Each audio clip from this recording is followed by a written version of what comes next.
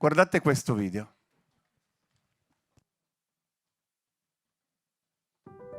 Fin dalla sua prima ora, Sardegna Live ha potuto contare sul supporto e sull'aiuto concreto di chi da sempre la Sardegna la racconta con dovizia e rispetto. A lui dobbiamo tanto. Ci ha aiutato a crescere e nelle situazioni più difficili, invece che tirarsi fuori, si è schierato in prima linea, proprio al nostro fianco.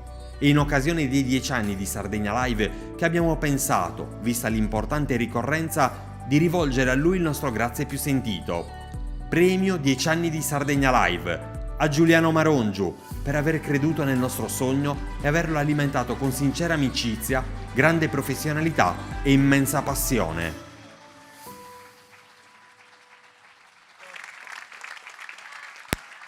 Vi giuro, cioè, non so cosa, ve lo giuro, non è una cosa che mi sta anche mettendo un pochino in imbarazzo. E fatemi un applauso perché adesso ne ho bisogno io.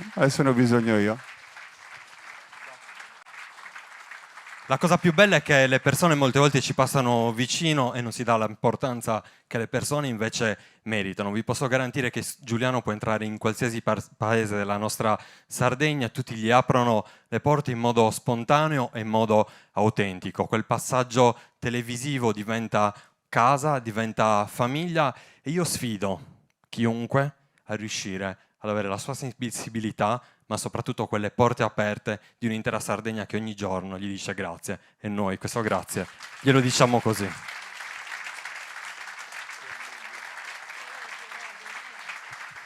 Terribili davvero, grazie di cuore davvero, per aver creduto nel nostro sogno e averlo alimentato con sincera amicizia, grande professionalità e immensa passione. E mi dovevate pur far piangere, meno male che tra poco arriva lui e spazzerà via anche questa leggera, come posso dire, non lo so, emozione. Grazie davvero. Di cuore. Ma adesso posso fare quello che stavo per fare? Okay. Ah? Sì. Ah, non c'è il video, era uno scherzo? Cioè, mi hanno scritto nella scaletta, un video 60 secondi meravigliosi, eccetera.